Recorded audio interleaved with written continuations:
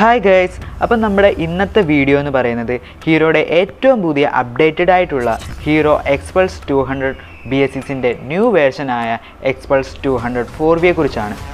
അപ്പം നമുക്ക് നേരെ എല്ലാവർക്കും ആ ഒരു വീഡിയോയിലേക്ക് പോയിട്ട് വരാം. എല്ലാ എക്സ്പൾസ് പ്രാന്തന്മാർക്കും അല്ലെങ്കിൽ ഫാൻസുകാർക്കും നല്ലൊരു വാർത്തയുമായിട്ടാണ് അല്ലെങ്കിൽ നല്ലൊരു അപ്ഡേഷനുമായിട്ടാണ് ന്യൂ എക്സ്പൾസ് 200 4V നമ്മുടെ ഇന്ത്യയിൽ ലോഞ്ച് ചെയ്തിരിക്കുന്നത്.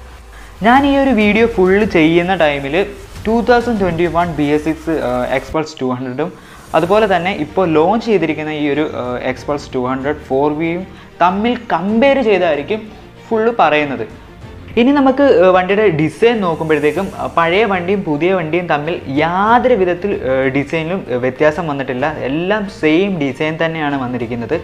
ആകെ വന്നിട്ടുള്ള വ്യത്യാസം എന്താണെന്ന് ചോദിച്ചു കഴിഞ്ഞാൽ അത് എൻജിൻ സ്പെക്കിലും അതുപോലെ തന്നെ വണ്ടിയുടെ ബോഡി കളറിലുമാണ് വ്യത്യാസം വന്നിരിക്കുന്നത്.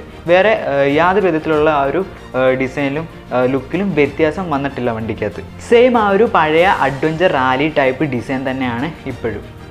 പിന്നെ എക്സ്പൾസ് യൂസ് ചെയ്യുന്ന എല്ലാ ആൾക്കാരുടെയും ഒരു പരാതിയായിരുന്നു അല്ലെങ്കിൽ ഒരു നെഗറ്റീവ് പോയിൻ്റ് ആയിരുന്നു ഇതിൻ്റെ ഹെഡ്ലൈറ്റ് എന്ന് പറയുന്നത്. നൈറ്റിൽ പോകുന്ന ടൈമിൽ നമുക്ക് ഈ ഒരു ഹെഡ്ലൈറ്റിൽ നിന്നും നല്ല വിസിബിലിറ്റി ഒന്നും ലഭിച്ചിരുന്നില്ല എന്നായിരുന്നു പറഞ്ഞിരുന്നത്. അതെല്ലാം മാറ്റിക്കൊണ്ട് തന്നെയാണ് പുതിയ ഹെഡ്ലൈറ്റ് ഇതിനകത്ത് കൊണ്ടുവന്നിരിക്കുന്നത്. ഇനി നൈറ്റ് നല്ല ഒരു വിസിബിലിറ്റിയും കൂടി ലഭിക്കും എന്നാണ് കമ്പനി അവകാശപ്പെടുന്നത്. പുതിയ ജനറേഷൻ എക്സ്പൾസ് 200 4V ഇറങ്ങിയപ്പോഴും നമുക്ക് റാലി കിറ്റ് അവൈലബിൾ ആണ്. നിങ്ങളിപ്പോൾ ഈ കണ്ടുകൊണ്ടിരിക്കുന്നത് രണ്ട് വെർഷനാണ്, ഒന്ന് സ്റ്റാൻഡേർഡും അതുപോലെ തന്നെ റാലി കിറ്റും. ഈ ഒരു ടെയിൽ ടേഡി ഒന്നും ഇല്ലാത്ത വെർഷനാണ് നമ്മുടെ പുതിയ റാലി കിറ്റ് എഡിഷൻ. ഇനി നമുക്ക് നേരെ ഈ ബൈക്കിൻ്റെ സ്പെക്കിലേക്ക് പോകാം. അതായത് പഴയ BS6 എക്സ്പൾസ് 200-ഉം ഇനി ന്യൂ 4V എഡിഷൻ 200 എക്സ്പൾസിൻ്റെയും ആ ഒരു സ്പെക്ക് നമുക്കൊന്ന് കമ്പയർ ചെയ്ത് നോക്കാം. എന്തൊക്കെ മാറ്റങ്ങളാണ്, എന്തൊക്കെയാണ് പുതിയതായിട്ട് കൊണ്ടുവന്നിരിക്കുന്ന അപ്ഡേഷനൊന്നും. എൻജിൻ സ്പെക്കിലേക്ക് പോകുമ്പോഴത്തേക്കും എക്സ്പൾസ് 200 BS6-ൻ്റെ സ്പെക്ക് എന്ന് പറയുന്നത് 199.6 cc oil cooled 4 stroke 2 valve single cylinder OHC എഞ്ചിനാണ്. ഇനി നമുക്ക് ന്യൂ ജനറേഷൻ 4Vയിലേക്ക് വരുമ്പോഴത്തേക്കും 199.6 cc, അതായത് ഒരു സെയിം CC തന്നെയാണ് വരുന്നത്.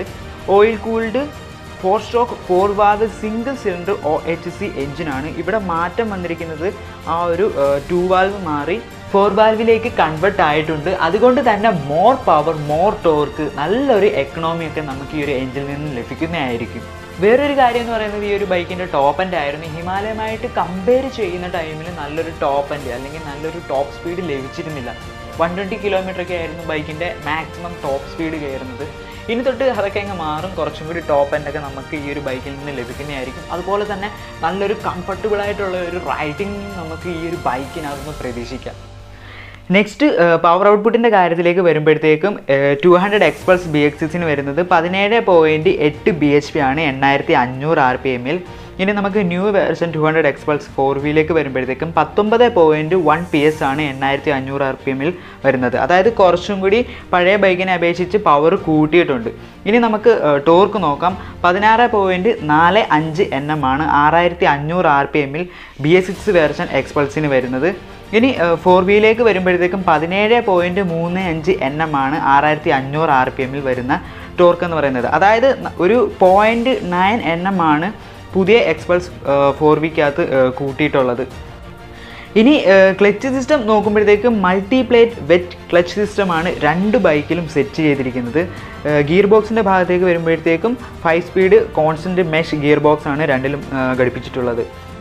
ഫ്രെയിം ടൈപ്പ് നോക്കുമ്പോഴത്തേക്കും ട്യൂബുലാർ ഡയമണ്ട് ഫ്രെയിമാണ് രണ്ട് ബൈക്കിലും സെറ്റ് ചെയ്തിരിക്കുന്നത്. സസ്പെൻഷൻ ഭാഗത്തേക്ക് വരുമ്പോഴത്തേക്കും ഫ്രണ്ട് സസ്പെൻഷനെ പറ്റി പറയാനാണെങ്കിൽ യാതൊരു വിധത്തിലുള്ള മാറ്റങ്ങളും വരുത്തിയിട്ടില്ല. സെയിം ആ ഒരു പഴയ ട്രാവലിങ്ങോട് കൂടിയുള്ള ഒരു ടെലിസ്കോപ്പിക് സസ്പെൻഷൻ തന്നെയാണ് BS6-ലും 4Vയിലും സെറ്റ് ചെയ്തിരിക്കുന്നത്. ഇനി റിയർ സസ്പെൻഷൻ എന്ന് പറയുന്നത് 10 സ്റ്റെപ്പ് റൈഡർ അഡ്ജസ്റ്റബിൾ ആയിട്ടുള്ള ഒരു മോണോ ഷോക്ക് തന്നെയാണ് BS6-ലും 4Vയിലും സെറ്റ് ചെയ്തിരിക്കുന്നത്. ഇനി ബ്രേക്കിൻ്റെ ഭാഗത്തേക്ക് വരുമ്പോഴത്തേക്കും 276 mm-ൻ്റെ പെറ്റൽ ഡിസ്ക്കാണ് ഫ്രണ്ടിൽ വരുന്നതും. അതും സിംഗിൾ ചാനൽ ABS-ഓട് കൂടിയുള്ള ഒരു ഡിസ്ക് ബ്രേക്ക് സിസ്റ്റമാണ് രണ്ട് ബൈക്കിലും. ഇനി നമുക്ക് റിയർ ബ്രേക്ക് നോക്കാം.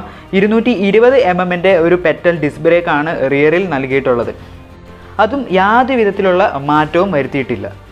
പഴയ എക്സ്പൾസിനെ അപേക്ഷിച്ച് പുതിയ എക്സ്പൾസിനകത്ത് വേറൊരു മാറ്റം വന്നിരിക്കുന്നത് അതിൻ്റെ എൻജിൻ്റെ കളറിലാണ്. സിൽവർ വിത്ത് ബ്ലാക്ക് കളറാണ് പുതിയ എക്സ്പൾസ് 4Vക്കകത്ത് ഇനി തൊട്ട് നമുക്ക് കാണാൻ കഴിയുന്നത്.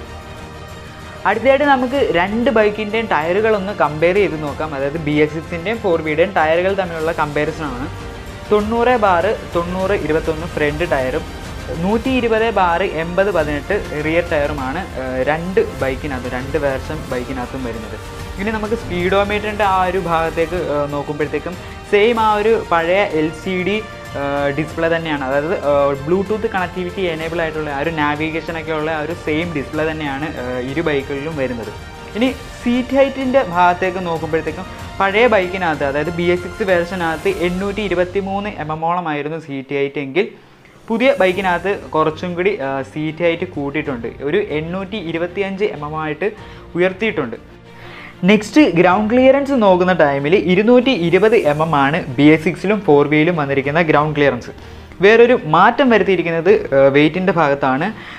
200 xpulse BX6-ന് വന്നിരിക്കുന്നത് 157 കിലോഗ്രാം ആണെന്നുണ്ടെങ്കിൽ പുതിയ ബൈക്കിൽ വന്നിരിക്കുന്നത്, അതായത് 4Vയിൽ വന്നിരിക്കുന്നത് 158 കിലോഗ്രാം ആണ്. അതായത് 1 കിലോഗ്രാം കൂട്ടിയിട്ടുണ്ട്. അടുത്തതായിട്ട് ടാങ്ക് കപ്പാസിറ്റി നോക്കുമ്പോഴത്തേക്കും 13 ലിറ്റർ ആണ് രണ്ട് ബൈക്കിലും, പഴയ ബൈക്കിലും പുതിയ 4Vക്കകത്തും വന്നിരിക്കുന്നത്. അപ്പോൾ എല്ലാവർക്കും പുതിയ xpulse 200 4Vയും പഴയ xpulse 200 BX6-ഉം തമ്മിലുള്ള ആ ഒരു വ്യത്യാസങ്ങൾ എന്തൊക്കെയാണെന്ന് എല്ലാവർക്കും മനസ്സിലായി കാണും. കൂടുതലും ബൈക്കിൻ്റെ എൻജിൻ്റെ ഭാഗത്താണ് മാറ്റം വരുത്തിയിട്ടുള്ളത്, അല്ലെങ്കിൽ ചേഞ്ച് വരുത്തിയിട്ടുള്ളത്. ഇനി നമുക്ക് xpulse 200 4Vയുടെ പ്രൈസ് എത്രത്തോളം ഉണ്ടെന്ന് നോക്കാം. 1,28,150 രൂപയാണ് എക്സ്ഷോറൂം പ്രൈസ് വരുന്നത്. ഇനി ഓൺ റോഡ് പ്രൈസ് നോക്കുമ്പോഴത്തേക്കും ഇപ്പോഴത്തെ ആ ഒരു ടാക്സും ഇൻഷുറൻസും എല്ലാം കൂടി വരുമ്പോഴത്തേക്കും 1,50,000 രൂപ തൊട്ട് 1,58,000 രൂപ വരെയായിരിക്കും പ്രൈസ് വരുന്നത്.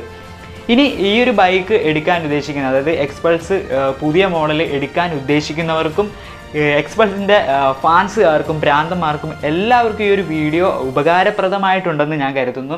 അപ്പോൾ എല്ലാവർക്കും എൻ്റെ ഈ ഒരു വീഡിയോ ഇഷ്ടപ്പെട്ടെങ്കിൽ ഇതുവരെ എൻ്റെ ചാനൽ സബ്സ്ക്രൈബ് ചെയ്യാത്തവരാണെങ്കിൽ സബ്സ്ക്രൈബ് ചെയ്യുക.